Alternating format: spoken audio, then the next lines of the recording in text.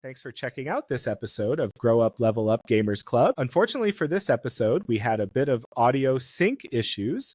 We apologize for the inconvenience. We'll get it fixed for next time, but thanks for checking out this episode.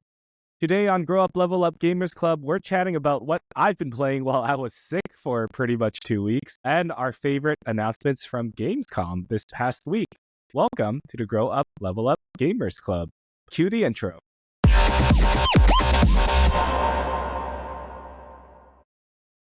Nice and loud to wake you up. Hello, everybody. Welcome to Grow Up Level Up Gamers Club. As always, I'm your host, Samson, aka at SamsonXP on the internet. And joining me today is, of course, Jordan, aka Sir Dr. JM. Welcome to the show. Yeah, again. As always, thanks for holding down the fort last week with your solo episode. It was pretty cool. I usually don't listen to like solo podcasts, but you're the one and flattered exception as well. I do. I know it's an art into itself. There's only been a few that I've listened to in the past, and I don't know, the discussion aspect of a multi-person podcast is always fun, but sometimes you go down a rabbit hole and talk to a wall for an hour, or a screen of yourself. Mm-hmm. Yeah, no, it's definitely a skill, and same with multi-person podcasts and interviews and all that. It's tricky to find that balance of how to keep it engaging, how to keep your guest like happy and engaged, and to get a good conversation out of it. So, and when it's yourself, it seems easy because you only need to manage yourself, but at the same time, you're also managing how to flow the conversation when it's a one-way conversation, right? Awesome. Well, for those who are not in the know, I was sick for 2 weeks. I would say today is the first day where I'm feeling like 99% back to normal again. So what happened was we recorded that episode 2 weeks ago now. And then on that episode, I was even like, I feel like there's something in my eye, like something stuck in my eye after dinner. I was itching it.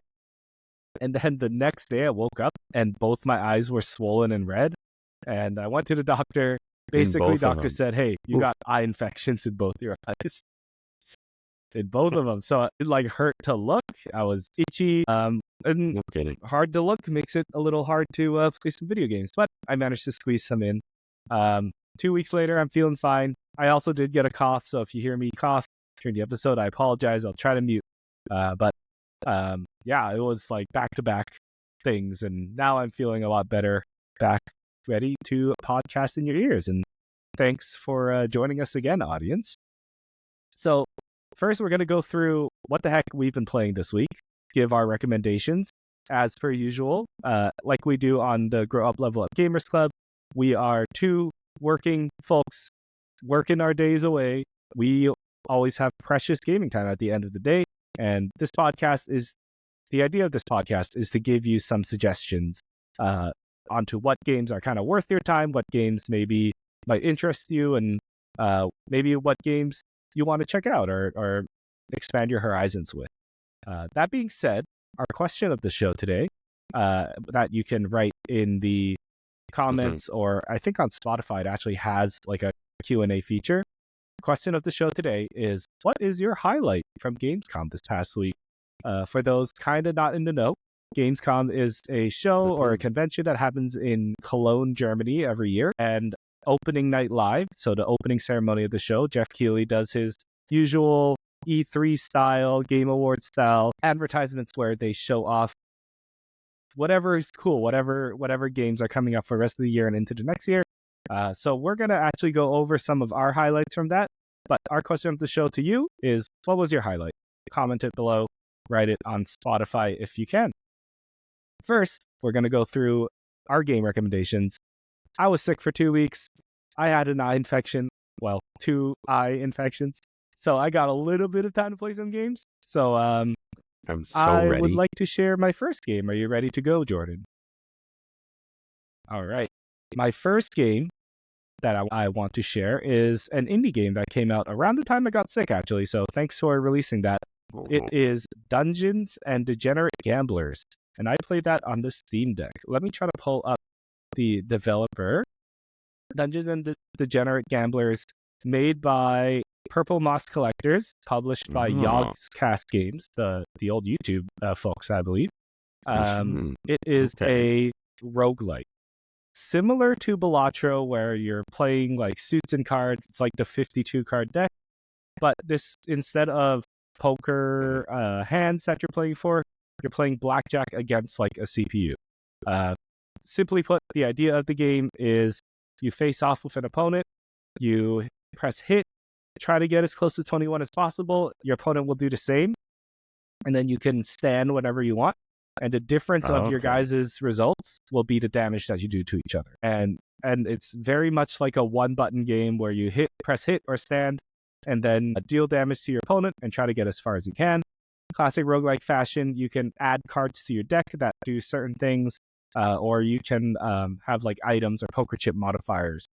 That's pretty much the entire game. Super simple. Because I was very sick and I couldn't see or read very well, this game was like perfect, because I just sat there and like and just pressed hit or stand as much as I can, and then kind of got a couple levels in. I don't think I've beaten the game, but there's like every round you play, you discover a new card, you discover a new enemy. So that's been pretty fun, just because it was mechanically interesting. I'm looking at the Steam page here. So, I mean, my first thought obviously is really got that Balatro bug in you, playing more actual card games, not just like card battlers or something like that, but literal 52 card deck games here. Very cool. Yeah, like I've always liked card games. I think, with Balatro and now this game coming out, it's been a very 52 card, I don't know what you call it, standard card deck. Yeah, there's been a theme going around, but this one I particularly liked because it was mechanically so easy. Like I really was just hitting hit or stand and then occasionally moving the cursor. So while I was like in bed, either face down or lying back, it was really easy to play this one. So I can't really say fun. I've ever really gotten into many of the card games. Balatro is the one that obviously was the big hot topic this earlier this year, and I did want to play it, but it's also a game to me that I want to play. I want to play while watching a show or something like that. And I just, exactly. And I just never really got around to a podcast. But maybe one of these days I'll get to it. I would love to get a Steam Deck. Honestly. I don't know. No, it's. Oh yes, definitely worth the investment. I would say. Yeah, no, I definitely also play Balatro listening to a podcast. And then I started taking the Steam Deck to our apartment gym and playing that while biking. So I get my cardio in. No doubt. And I mean, isn't that the way of the gamer, right? You always want to be playing games, but unfortunately you got to do other things in your day. And I have always found if you can play a game while doing one of those things, and it's just that much more fun. I mean, I know a few weeks back, probably now, I mentioned that I've kind of been getting back into reading, like physical books. However, when I say that, of course, I don't mean reading physical books. I mean listening to them on audiobook. And of course, that's simply because, to sit down on the couch and read a book, I would rather be playing a game. But sometimes I got to walk the dog. And when I'm walking the dog, rather than listen to a podcast, I can listen to a book and call it reading. So it just, it works out. So if you can multitask and do something else while playing a game, that's what life's all about. Yeah. Heck yeah. What is that called? Where like it's like an abundance of the Netflix things problem to do that it becomes a problem. Too many choices readily available. So something like that. Too many choices. Disney Plus for me, YouTube as well. It's like, man, so many things to watch. I'll just watch the same podcast, the same kind of funny video for the day. Well, Jordan, what have you been playing this first past one week? That I kind of just recently picked up. I'm a little late to the game on these games. There's a couple of them.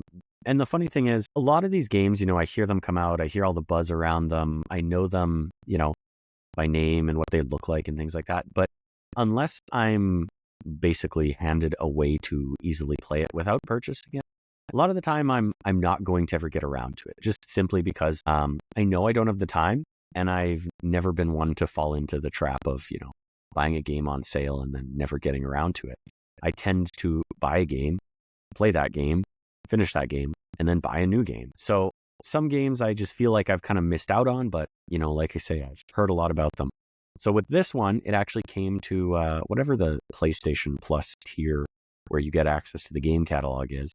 And this was a new entry into the game catalog, so I got it for my included price that I pay monthly for that tier of PlayStation Plus. It's the middle tier. And that's Tunic. Oh, a very cute little game. Came out in March of 2022, at least on Steam. Developers Tunic team, so there you go. And I don't know if this is maybe their first game or not, but they have the same name as the game. And of course, cute little fox game, kind of an isometric view where you're exploring through just this world. As you can see if you're watching the video version, like I say, very cute art style. And I think one of the things that I kind of like most about this game is that it does look very simple. And yet there's a lot of, it does. And I was going to say, yeah. There's just a ton of detail. And I think the big thing is when you first kind of look at it, it almost comes across actually to me as a mobile game. But once you really get into it, it's just, it feels like it has a lot going on. And visually, I mean, it's hard to describe without actually seeing it. But like I say, it has this sort of simple look to it, but then you get into it and it gets just not necessarily more complex, but there's layers to the visual style of it and everything. And it's so simple and easy to understand. There's a lot that the game doesn't actually directly teach you, but as you go through the world, you collect these, they're basically pages, and it pulls up, if you're watching the video version here, I think you might actually see a snippet of it in one of the screenshots. Yeah, so it pulls up these little pages that are essentially pages, or what would be pages, to the physical instruction book that would come with the game if you bought it. And they're all in this, kind of language of Tunic, so it's not necessarily a language that is English. It's in the game world. But as you collect them, that's the audio jumping on my video as the Steam page plays the video. As you collect them, it pops up on the screen and it looks just like an instruction book, like what used to come with physical versions of games that so many games don't come with anymore. And it's just got this really nice art style. It's almost a very calm game, at least sort of when you start it out, and then it just kind of builds and builds and gets more complex. If you're watching the video again, you really kind of start to see some of the mechanics getting larger and larger. If you look in the bottom left, you see you gain different meters and things like that. But it's I mean, it kind of looks like Zelda. It's kind of Link to the Past, the older Link to the Past, Spirit Tracks, kind Super of NES Zeldas. that style to it.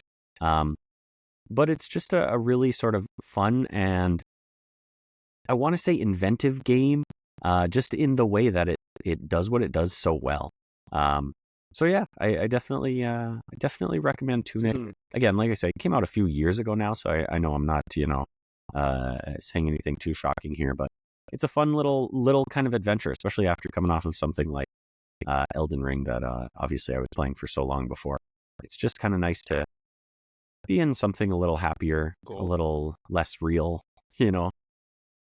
Yeah. Question for you then.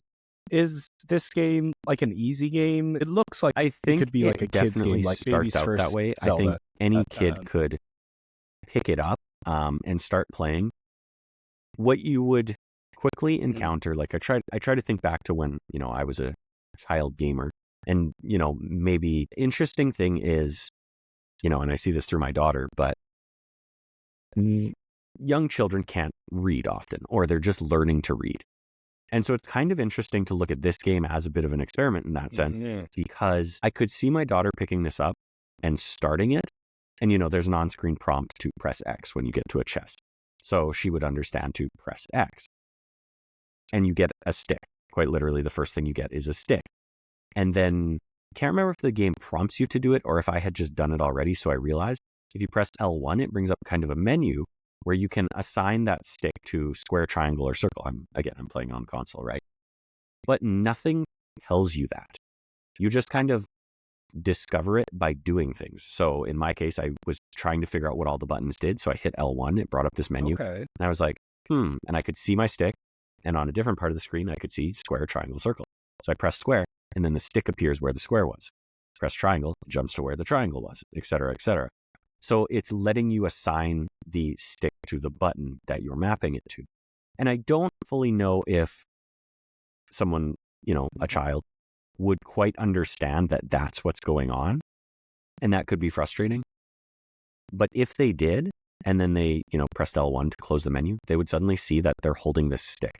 And I do think it has a level of simplicity to it where I could see someone at that level grasping. Again, if you watch the video on the Steam page or look up gameplay, it does get more complicated. They introduce spells and some traversal mechanics and things like that. That might be a little more tricky to understand. But I do think it does a good job of some basic game design where you're presented with a challenge, you're given a tool or item or something to overcome that. You do it in a simple way, and then the next challenge builds on it, right? And it's, hey, here's a slightly more difficult challenge for you to get through using that same mechanic we just taught you the basics of. So, like you say, that's actually a pretty interesting experiment. And now I'm curious. Maybe I'll just use my own child as a guinea pig here, and I'll start a new file and see how she does. So. Yeah, well, you're talking about the discovery part of it all. It really does bring me back to when we were young and me and my brothers like games back then. We barely had internet. There's no guides. Yep. So a lot of it is trial and error and that playground chat, just trying to figure out how to get through this game. So this actually I Tunic think seems that's to a really good trying to recapture way that a to little bit, think about it. Like no. Cool. Excellent. The next game that I got to play a little bit, and there's some controversy around this because I don't know if we're supposed to talk about it or not, but I'm going to talk about it anyways. If the Valve ninjas get me, then Jordan, you have to carry on the podcast yourself. But I managed to get into the Deadlock Alpha playtest. Deadlock is a new game from Valve, first one in however so many years. Many years, but it is a 6v6 multiplayer MOBA, third person. You're shooting, and the setting, the aesthetic is kind of like TF2. I'll just bring it there. And the setting is like some 1930s, 1920s, 1930s, like scummy crime underworld kind of setting. Like you're in a city. That being said, still trying to nail down what it is. There's some elements of steampunk, some monsters. Some alien kind of stuff. So there's a lot going on. And I played about a couple nights of it. Me and all my friends, we all got in, courtesy of me dishing out invite code. So we all got in. We gave it a fair shake. Some folks are more higher than others on it. But I think the general consensus, at least for me, my consensus is that I'm going to wait for the full game to come out. It's a good foundation, very bare bones, but it's very much like 50% of a game. Like it's got all the systems in there. There's items. There's lots of characters to try. They all have animations. They all have voices, which I thought was really cool and helps with the immersion and learning. I think that the learning curve is not as high as something like Dota or League of Legends, but there is still quite a bit of a learning curve, and there's like no tutorial because it's bare bones. The balancing is also kind of an issue. Like we had games where stomps would be like 10, 15 minutes, and then there are games where it's close and the games will last almost an hour. And it's like, oh my goodness, how do we know when to push and all that? But art-wise, lots of cool concepts, lots of cool enemies, and the characters are all super cool as well. The game feels really good to play, like very much like an Overwatch. It just feels good to move, maneuver, and attack. Some characters are still missing their animations, so sometimes you're just like, oh, okay, that looked a little weird, but yeah. Or like I played one character, Bebop, where he has like a but it's very much like the character model just kind of stands in his default pose, and then you see a little whoosh animation in front, and I'm like, all right, I guess that's the melee. So I'm impressed, but I think I'll wait for the full game to kind of make my final judgment or to play again. It's just a little too bare bones. Like there's not much to play other than to try it out, and I think that was the idea anyways. That's why they haven't asked people to play. Folks are just checking it out because it's an exciting idea, and it's got lots of potential. This is going to be definitely a major player in the hero shooter market. Absolutely. I know our audience sees us as the hero shooter experts. Seems to be all we play. So it's definitely going to be in the conversation as something like a Valorant or an Overwatch, but we're only 50% there. I think I'll wait like a little bit longer until they're ready I had to seen come just back to on Twitter and everything, all the cries that this is the true Overwatch killer and things like that. I won't go there because I honestly don't believe it and don't really care to dive into that discussion, at least not until, maybe the game is out. But what I am curious about is, would you say it's closer to, in terms of mechanics, is it closer to a Counter-Strike versus a TF2, or is it more of, well, I guess start there. Which? Okay. Okay. Definitely closer to TF2. If I were to draw like an even closer comparison, it's very much like an Overwatch in the way you're jumping around and comboing abilities and kind reacting of an evolution of TF2 and maneuvering. Okay. So interesting. Yeah, I would say so. To its credit, when I first picked up the game, I kind of understood what to do right away. It's not that much different than MOBAs in that way. You're like, oh, we're pushing a lane. Here's the smaller tower. Here's the bigger tower. Once you get into the base, you have to take out the inhibitors before you get to the nexus kind of thing. It's very by the numbers that way. So first game, I totally understood what was going on. And then after that, it was a matter of like finding a character I liked and finding what counters what and what everybody else does. The map is big. It's like 4 lanes instead of the usual 3. So there is a lot of like running back and forth, I feel. But that also just... Would you go as far as to say TF2 CrossFit League or something like that? Okay. That's a pretty good... Yeah, it's a pretty good take. TF2, I guess. CrossFit League, or like Dota. Yeah, I see that. And then it's not first person though; it's third person, like over the shoulder. But I would say, it feels good. Like that's I think that's the biggest thing. Like there are a lot of games where it just doesn't, like, it feels floaty. It doesn't feel solid.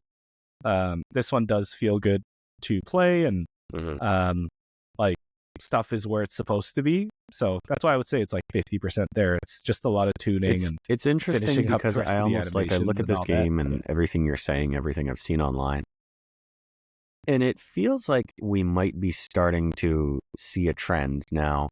Obviously, like you say, this is very, very alpha, very early on gameplay and everything. But it almost feels a little bit like we might be seeing a trend with these games where we're now swinging from the first-person shooter style for these to a third-person style.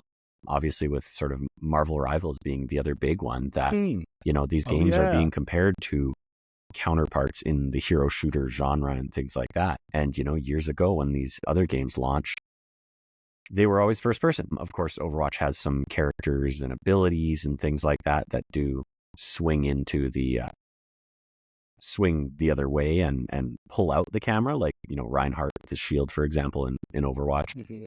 But for the most part, it is a first-person shooter, right?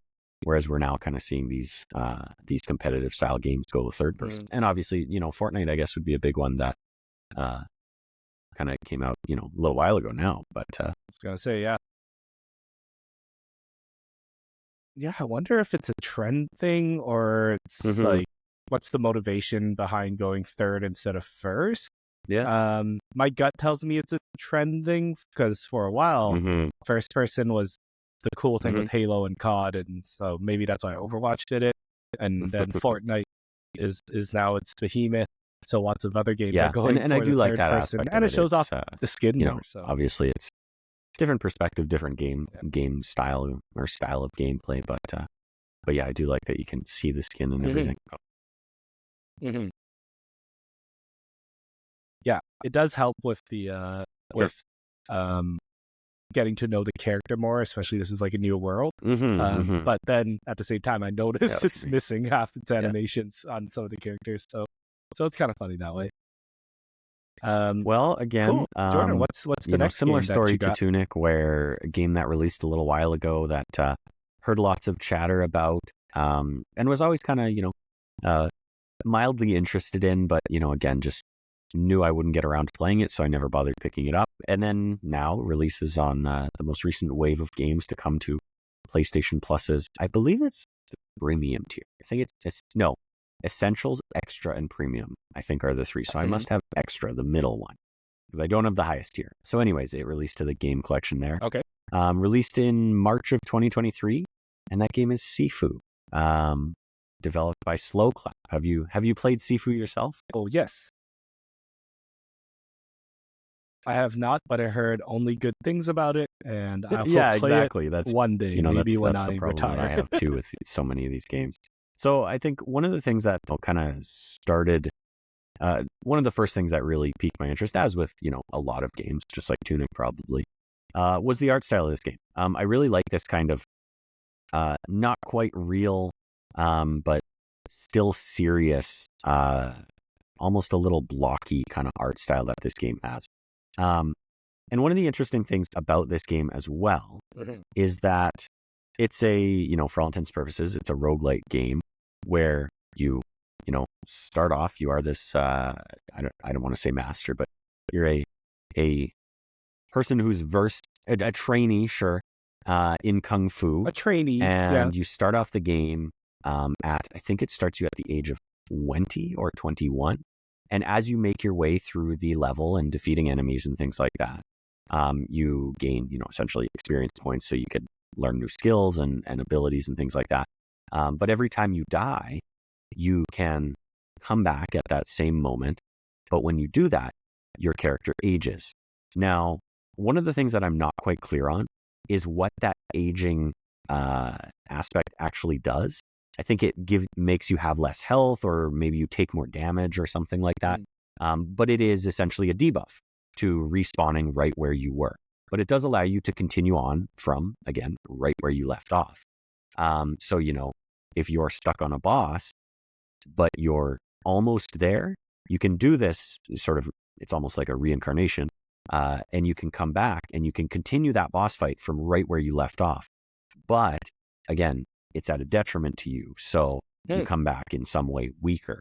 So it's kind of an interesting loop in that way. So far, I haven't found the game too challenging, but I am still pretty early on. But one of the other interesting things about this is, you watch the gameplay of this game, and it looks kind of like maybe I don't want to say hack and slash, but it looks like kind of like a brawler, I guess. Yeah, beat 'em up almost. But one of the funny things was the year this game came out, 2023, I remember at the Game Awards, it was nominated in the fighting game category.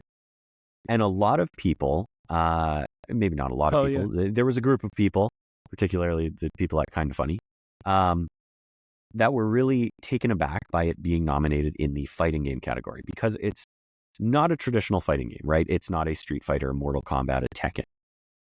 That said, when I was playing this game and reading the inputs and learning the new moves that you would pick up and things like that, it controls like a fighting game. So in order to, one of the abilities is like a sort of crouching sweep. So your character kind of bends down a bit and sweeps their leg to try and cut the leg out of the person that you're fighting and knock them to the ground. And then you could get on top of them and punch them in the head a couple times. It's a cool move. But in order to do it, again, on console, you pull the stick back and then you flick it forward kind of thing. And then I think you press triangle or something. So it's kind of similar to the style of how you play a Street Fighter, where it's all about, quarter turns and rotations and, the stick movement. You go left, right, X, or left, right, square, and that kind of thing. And it makes your character do a move.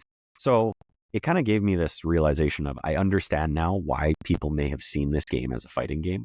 I do think it leans a little more on the, action roguelike side of things.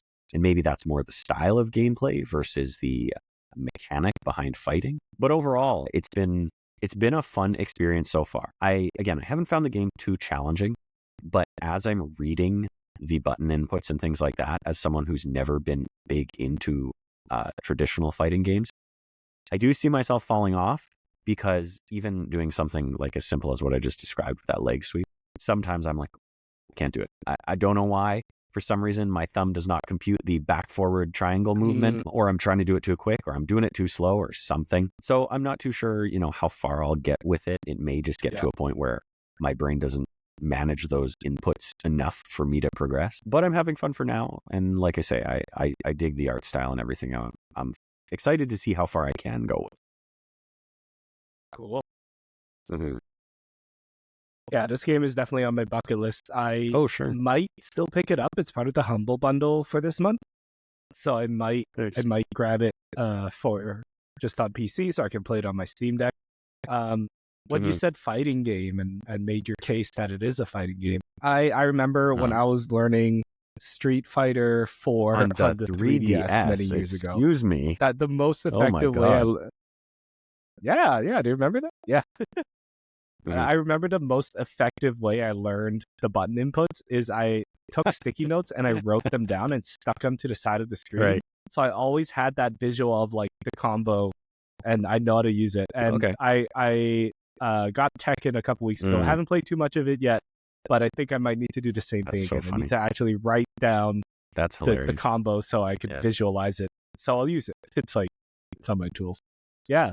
Yeah, no, that's awesome. This is also one of the only games that my dad had a desire to check out. When I showed him the trailer, he's like, "Oh, it's like the kung fu movies I grew up watching." I was like, "Yeah." I mean, it starts off, but it might be a little hard for him. Actually, the intro is quite good. I'll say that much. I don't want to spoil anything, but sort of the way it walks you through the basics of how to play the game, maybe the first kind of hour, is quite cool. In how it does what it does. So I'll say that much. Okay. Cool. Yeah. Okay. I'll check it. I have one more game that I want to share that I played while sick. Nothing too special. I don't want to spend too much time of it, but I have a love-hate relationship with Marvel Snap. Love the game. Love the mechanics. I love how fast it is. It fits into my life really well. But man, they are making the grindy. And it's not, and I like the grind. I like grinding to infinite. I like farming the things, but it does get tiresome sometimes where it's like, oh, the card this week is broken, and I don't have enough keys to unlock it. So classic mobile game stuff, but man, why is the gameplay so good? And it has to be in this mobile game medium. It is. Yeah, fair enough. No, I love-hate relationship. I was big into Marvel Snap for probably. I picked it up shortly after the game came out, but probably halfway through kind of that first season. So I don't think I got very far into it, but for the next couple of seasons, I was pretty big into it, and that was kind of big for me as someone who never connected with a card. Just card game in general. Yeah, I was going to say card battler, but I think that has a bit of a different card game. That's a bit of a different thing. But I think just the Marvel, the Marvel pull of it and everything really kind of sucked me in.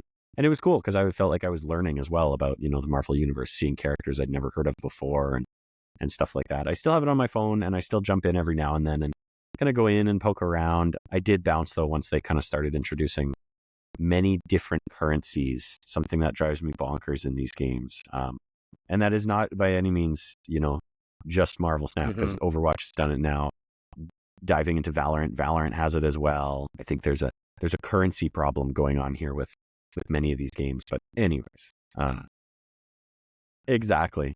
Yeah. Topic for another time. We can rip it apart in a different episode. But yeah, for sure. Before we dive into our topic of the show, Jordan, do you have any other games you want to share? That's probably most of what I've been playing. I did dip back into Overwatch 2 a little bit. Of course, new season dropped and new character Juno is out now. So I actually have been playing a little bit, and yeah, I am looking at buying that battle pass again. So, but we'll see. Yeah, exactly. The skins look nice. Cool. Awesome. Let's dive into our topic of the show, which is our highlights from Gamescom this past week. If you're listening and you would like to share your highlights, we would love to hear them. Please comment them on YouTube, or if you are listening on Spotify, there should be a Q&A button below this episode. Write in with what your favorite announcements from Gamescom was, or maybe write in with what you wished was at Gamescom and wasn't there. That game's never Hollow coming. Knight Silk Song.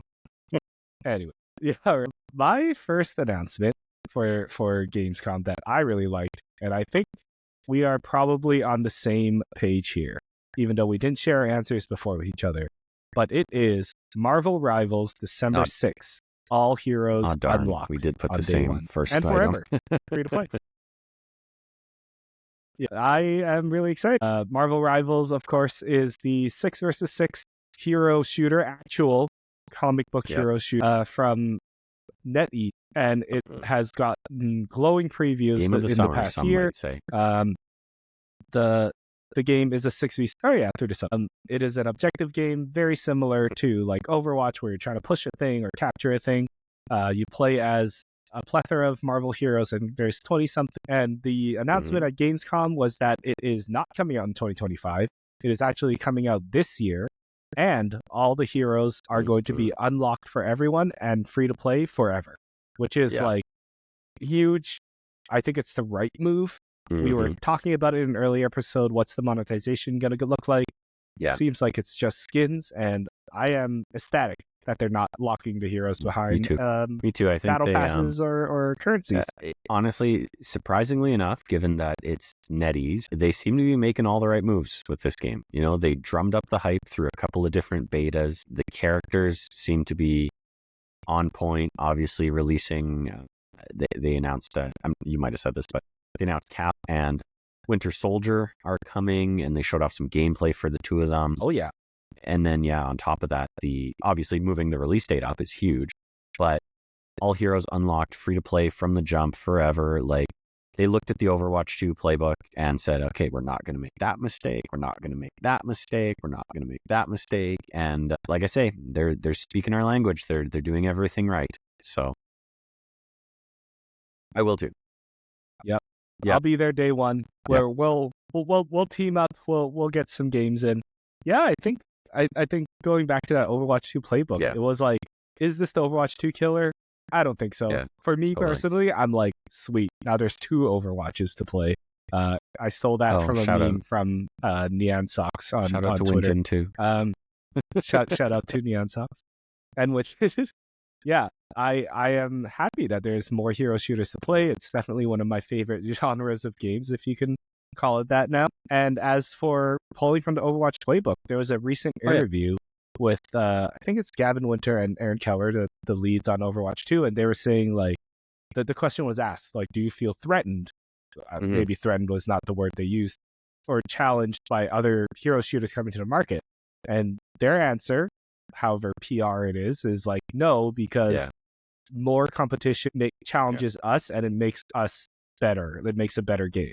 And I really like that optimistic view, that like progressive view. Games are games. It's not a competition, because in the end, like these are games are games. We're all playing for a fun time. There's no need to be tribalistic about it. As a Overwatch fan and a hero shooter fan, I am happily accepting a new Marvel Rivals hero shooter. And also I like Marvel, so yeah. Awesome. I shared my number one. All right, so I'll jump to my number 2. Now, I did have a couple of backup things here, so I'll save those for my number 2. This, maybe bending the rules a little bit, but it was announced during opening night live, the big press conference, and it's a new anthology series coming to Amazon Prime Video called Secret Level. So I say bending the rules because it's technically a show, but the big thing about this is it's a show about video games. So I actually pulled a little bit of a write-up from IGN.com. So I'll just read through that quickly to give everyone the lowdown if they haven't heard this. So this was written by Michael Hyam at IGN on August 20th. 2024. Secret Level is an anthology series coming to Amazon Prime Video, and it brings several games to animated form to tell new short stories for those games. The series was finally revealed with a teaser trailer during Gamescom 2024's opening night live showcase. It comes from Blur Studio, the creators of Love, Death, and Robots, which is another animated anthology series which was well received. Bringing that ethos to video game stories is what Secret Level sets out to do, and it will release on December 10th. So essentially, it seems like, I think they actually announced how many episodes it's going to be. I think it's going to be 15 episodes, if I remember correctly. And each episode is essentially, sort of like a short story in a different video game world or universe. So in the teaser trailer, if keen eyes will have seen many different games, but some of the ones that I, wanted to shout out, of course, we see Kratos from God of War. We see Jin Sakai from Ghost of Tsushima. We actually see Sifu, which of course I talked about earlier. There was some Warhammer 40k in there. There was even some sort of more classic game franchises like Pac-Man and Mega Man. Spelunky was in there. Of course, Concord was in there as well, which we have talked about on previous episodes. Yeah. And overall, I just really like this concept. I'm excited to see how it turns out. The other show that these guys created, Love, Death, and Robots, was pretty good. I enjoyed a lot of it. Some of the episodes were a little, more of a miss for me. But I think that's kind of what you expect with this type of anthology series. If you didn't see the announcement of this at the opening night live actual press conference, you should really go watch it, because I think he's the head of the studio, and I don't know what his name is, but the guy who comes out and sort of intros this from Blur Studio, he talks about the fact that Blur has a history of working with video games. They're one of the sort of most prolific cutscene developers, right? Oftentimes, animation studios. That's what I'm looking for. Yeah, animation oftentimes, studio, other game studios will come to them and say, here's our game. Can you make us a 2-minute trailer for it, kind of thing? And anyways, he intros this project, and he actually gets choked up a couple times and says, over the past 3 years, him and his team have been working really hard on this, and they're really proud of what they've made. And I'm very excited to see how it turns out, because this is exactly the kind of thing that, that I love, honestly. A few years back, there's actually been 2 seasons of it now, but Disney put out a show called Star Wars Visions, which is essentially a similar kind of thing. It's different short stories taking place in the Star Wars universe, but they actually went to a bunch of different anime studios and had all of them make these, little short stories. And I really love that too, because for as much as I love Star Wars, I think some of the best parts of Star Wars are the non-mainline stuff, right? So anyways, I'm very excited to see how this turns out. I'm going to watch all these episodes as quickly as I can, because I just, I have high expectations for this, and a total surprise, right? Something I had no idea was coming, didn't hear any rumblings about or anything like that. But they really did a good job of showing it off with that trailer, and obviously introing it with I believe he's the studio head. So I'm excited for it. Somebody important. Yeah. Somebody important. Yeah, no, that's definitely on my list as well. One of my honorable mentions. Really excited I love Love, Death, and Robots. I love the fact that another studio gets to reinterpret these characters and stories, and it's just, this kind of stuff gets me hyped as well. Episode. So can't wait. Maybe we'll do like a top review rank episode. Top Ooh, good 15 one, episodes. I like it. We can rank them. Everybody loves a good list. Yeah. Really 10th. excited I think for that. I said December might have 10th. said So I like how we don't 15? have to wait too No, long. I said there's 15 episodes. So yeah, nice. 15? 15 episodes December 10th. Yeah. Don't have to wait too long, which is nice. Awesome.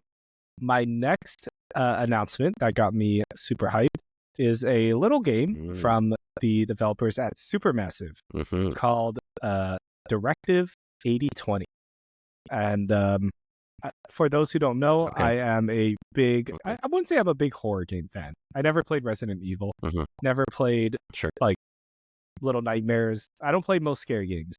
But I think the Dark Pictures Anthology games are hands-off enough that I really like playing them.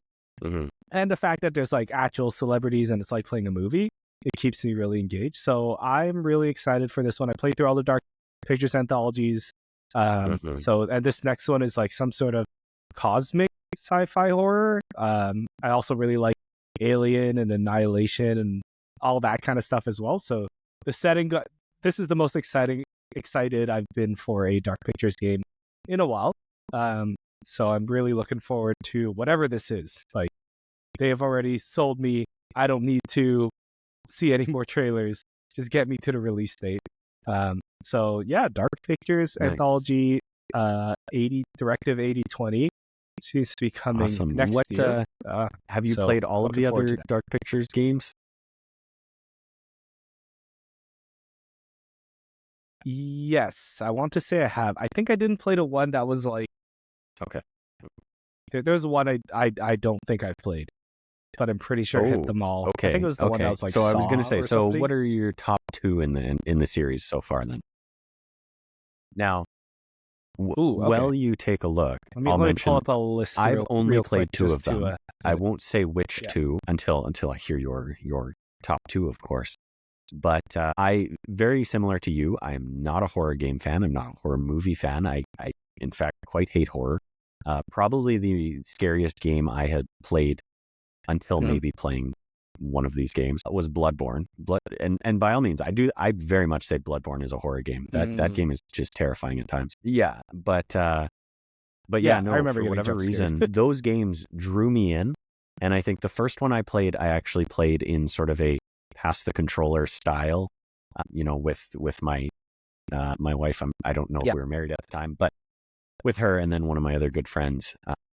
And that kind of just, we fell in love with it after that. So. Yeah, no, actually, I'll shout out. Yeah, I do like playing these Everyone's games. Freaking like, out as a about group the choice with you friends, make, or everyone's shouting, and it's like watching a movie. Let them die. Yeah, it's like no, do the other one, do the other one. Yeah, exactly. Yeah, exactly. I don't like them. Let them die. Okay. So there's actually 2 games I didn't play. I'm looking at a list now. So the games I'm including Until Dawn into this. The games are Until Dawn, Man of Medan, Little Hope, House of Ashes, The Devil in Me, Switch R, which is apparently on here, and then Directive 8020 coming soon. I didn't play Devil in Me and Switchback VR. I'm not sure why I didn't play Devil in Me. Maybe I was waiting for a sale. It just never came. But I'll put that on my to-do list because I don't know the story and anything yet. Okay. I would say my top 2 is Until Dawn. Not only because it was the first, but also I liked a lot of the actors in it.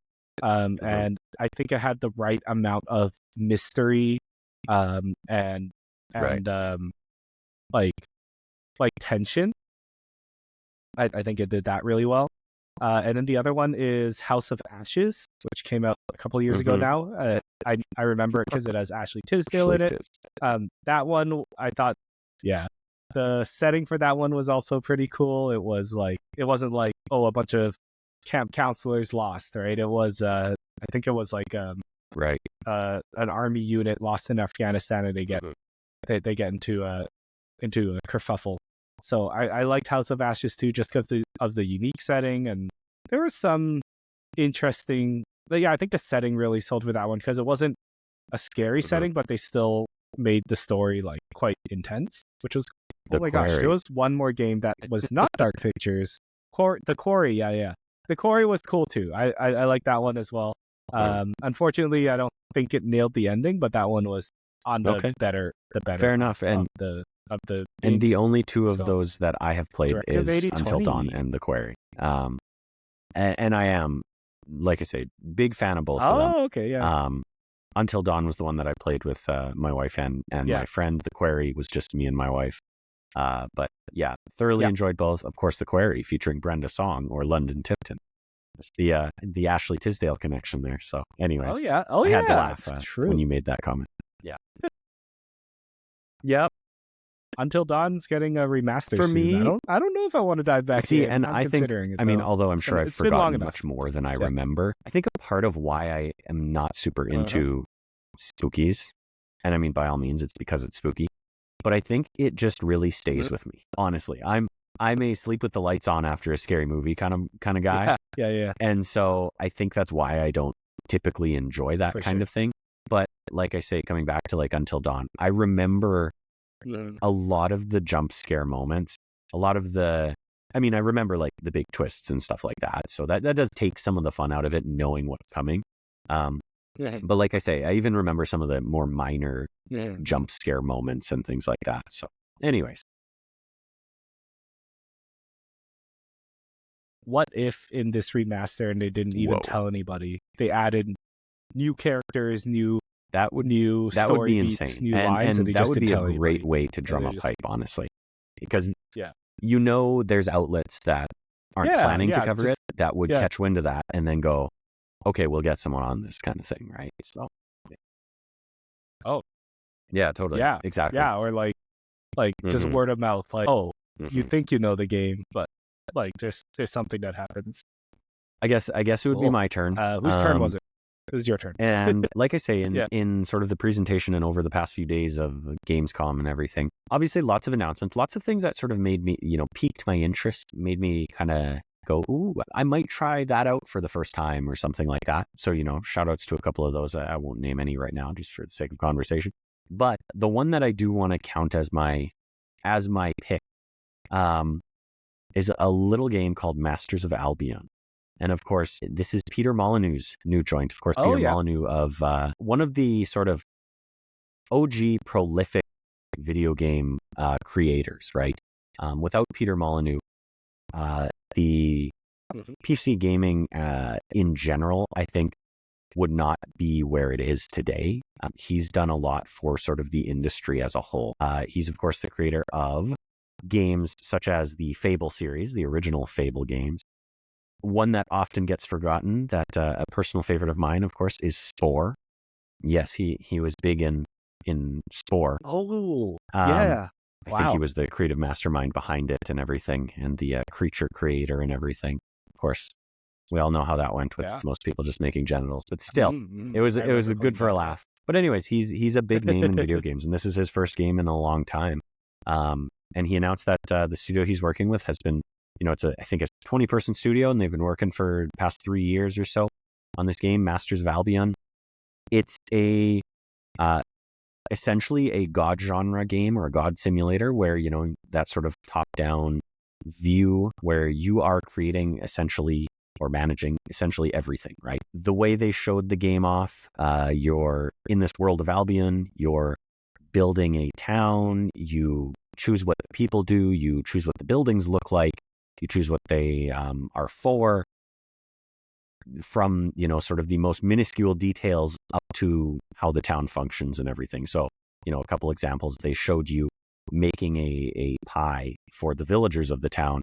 And then, the commentator says you can even feed them rats if you want. And they drop a rat into this pie and then feed it to a person, and the person gets sick or, has a little angry, grossed out face kind of thing. But the big sort of twist on that was, of course, that while you're doing that, it has a day-night cycle. And as you reach nighttime, the monsters come out at night, and you can actually take over a hero character and go out and fight these monsters. Now, one thing I'll mention about this game is the footage that they showed off, that those sort of God Sim elements where you are managing the town and, creating the buildings and that kind of stuff.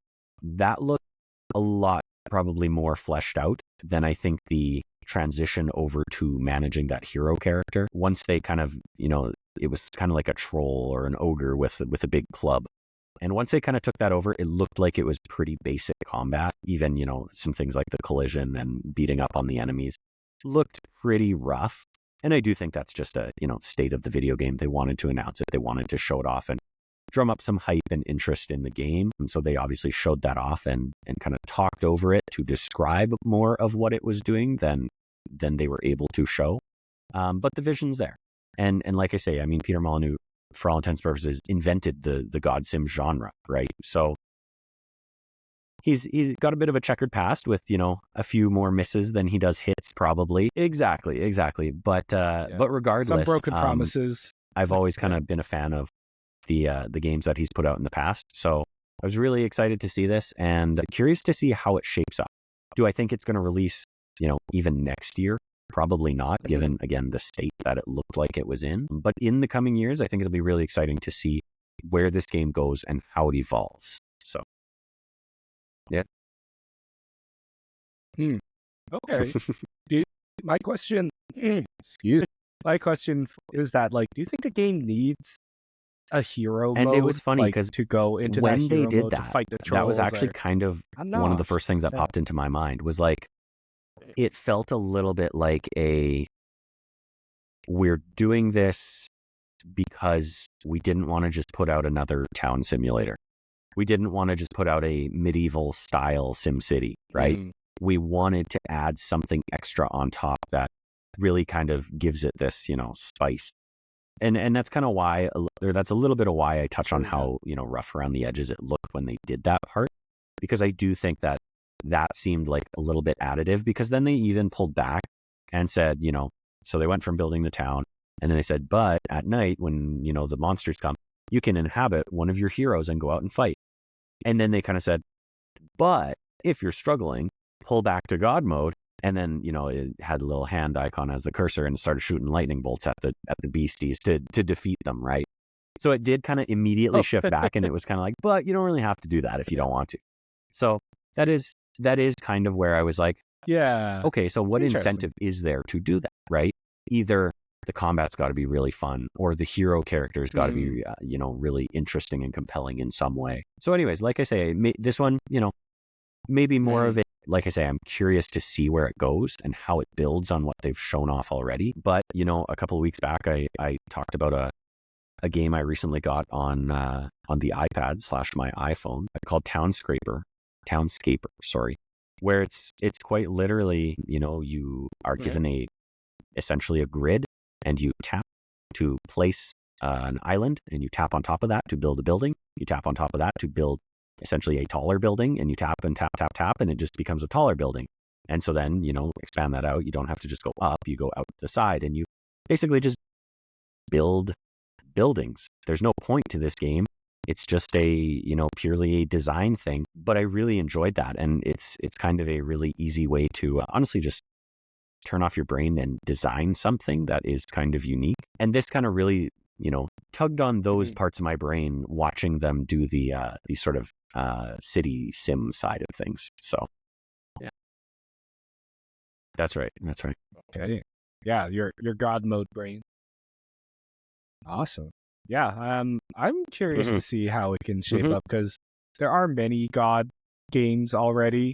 So, and the reason why I brought up that hero mode thing is, like, I guess it's trying to differentiate itself from the other ones.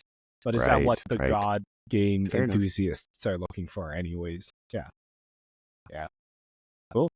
My last pick, super quick, because we don't have too much to talk about here, is Borderlands 4. I'm surprised they're doing a 4. I'm kind of surprised they're just not gonna try to make a new IP, but I mean, I guess there's still lots of interest, good or bad, in Borderlands. Of course, the movie came out, was bad. Borderlands 3 wasn't the most well received, but yeah, Borderlands. I really like Borderlands 2. I sunk many hours into it. Fun story with Borderlands 2. I got into a car accident getting the game. Oh wow, what a tease! Maybe I'll save that for another time. So it does hold a special. Yeah, it does hold a special part in my heart. Well, obviously, so you didn't finish it. You got in a car finished. accident. You had to fend someone off with the disc. Probably. Exactly. Yeah, I had to use it for life support. But Borderlands 4, after reading some like Reddit comments and discussions and some podcasts, seems like they're going somewhere else with it, where it's not Pandora, it's a new environment.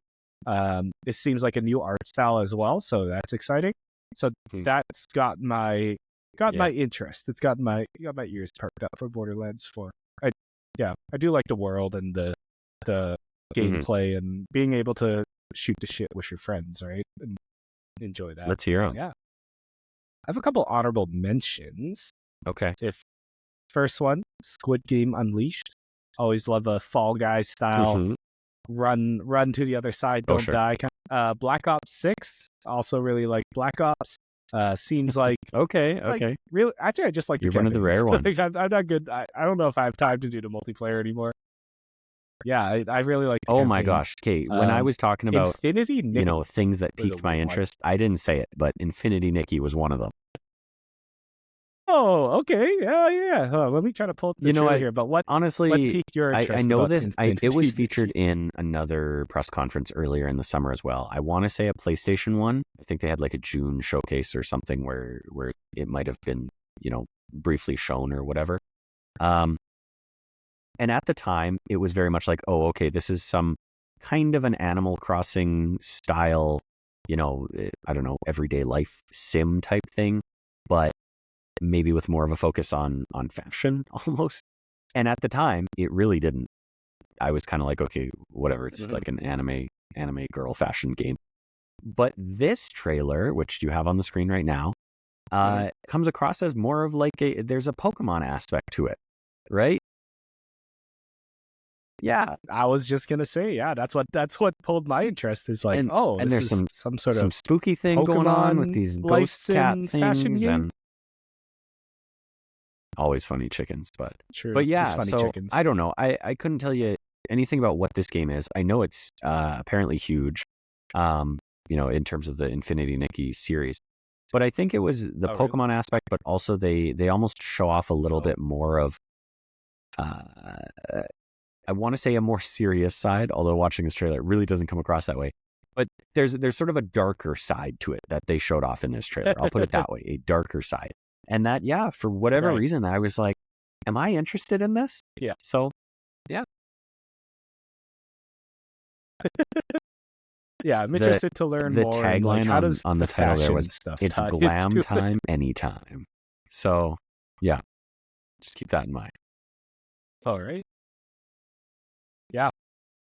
Infinity Nikki maybe definitely will be top 10 Infinity Nikki players. Top rated Infinity Nikki podcast. Definitely. Yeah. And my last pick was Flo-topia. Similar idea. It's like a life sim. Seems like Animal Crossing. And that is Flo-topia. You'll probably recognize it when you see it. Let me pull it up for the podcast here. But it is how do I describe it? Chibi characters, very cute. If you're watching the trailer, it seems like the apocalypse is happening. But essentially what happens is like your character goes into the sky and your Animal Crossing style characters become We've got like, actually it kind of looks like Infinity Nikki. What's going on? With the graphics and stuff, what's going on? It just looks like Animal Crossing, where instead of you got your New Horizon islands, you have these floating islands that I'm assuming you're going to be able to build out and build shelters and bring your friends over and you plant plants and that kind of stuff. So, just, were you big just into something to enjoy with friends for a little while. So. Yeah. Or outside of the pandemic. During the pandemic. Yeah. Huge. Actually, yes. Yeah. So, the first Animal Crossing game was the one on DS. Do you mean your first one? Wild World. Okay, sure. Oh, that I played, yeah, and I played the heck out of that, like traveling to friends' worlds and all that. And then it was actually on friend of the show Adam Gumby's podcast, but at the time he wasn't a host. On Respawning Fire, I went on that podcast. I think like 2-3 years before New Horizons came out. And I talked about how Animal Crossing New Horizons, or whatever the next Animal Crossing game is an important game for everyone to play because it is a game about becoming friends and making friends, building relationships, doing things for others just for the common good. When that... I could have not predicted that. Yeah, that the pandemic happened and it was the only form of connection for anyone. But but yeah, that was the I advocated for Animal Crossing back then, so big fan. Haven't played it recently, but I like what it stands for, I guess, politically, though. Yeah. Do you have any other final not so much an honorable mention? mention, more of a shout out, and I won't go into all the details because there was quite a bit announced, but they didn't really feature it anywhere I found. But just because, keeping with the tradition of this podcast, there was a bunch of Overwatch 2 stuff announced. Of course, most of it related to the season that was starting. It started yesterday, I guess. But there were a bunch of Overwatch 2 announcements made that were pretty exciting about the future of the game and the upcoming season. One thing they did mention in the opening night live press conference, of course, they had Johanna Ferris, that's her last name, president of Blizzard, on stage Johanna to Ferris. talk a little bit about the Blizzard, Blizzard acquisition partnership with Microsoft and everything. And she did mention, the upcoming anniversary of World of Warcraft, and of course she mentioned that there's going to be a crossover with World of Warcraft in Overwatch 2. And they showed off the first sort of skin for that, which is a Widowmaker Sylvanas skin. And boy, oh boy, that's going to be wildly their most popular crossover, I'm sure. I mean, the Venn diagram of Overwatch 2 players and current or former WoW players is probably a circle. That's going to sell gangbusters. But I'm really excited. Yeah. The previous sort of Blizzard internal crossover skins in Overwatch 2, or in Overwatch, because there are some, are probably some of my favorite skins. So I'm really excited to see what they do with Warcraft. Yeah, excellent. Don't have to wait too long, too. My kid September's starts like grade 1 away. on Thursday. Time flies. Not Thursday, tomorrow, or, at the time you're listening to this. Woo! Anyways. Let's go. Yes. Yeah. Soon, Tia. Well, thanks for listening to this episode of Grow Up Level Up Gamers Club, where each week to week we bring you some game suggestions that we've been playing and kind of tell you if it's worth your time playing those precious game time after work. If you like this episode, be sure to comment and, comment what was your highlight from Gamescom, our question of the week. And if you really like this episode, consider leaving a like and subscribing, whether it's on YouTube or podcast, and maybe share with a friend or two. It really helps grow and level us up. Grow and get our recommendations out there. Grow and level up your sharing ability, more or less. We really enjoy doing these episodes and chatting every week about what we've been playing and kind of giving our recommendations out to the world. I should also shout out, if you like hearing conversations like these, but with folks in and out of the games industry about what they do for fun, make sure to check out what is called Grow Up Level Up, with no subtitle, Grow Up Level Up Prime, where I interview folks about the fun and games that help them grow up and what they do in their day-to-day lives that is fun, their hobbies and whatnot. Check it out. It's on the channel, and it's free for you to consume.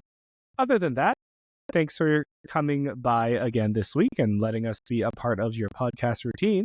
And we'll see you next week for a new episode. Talk to you later.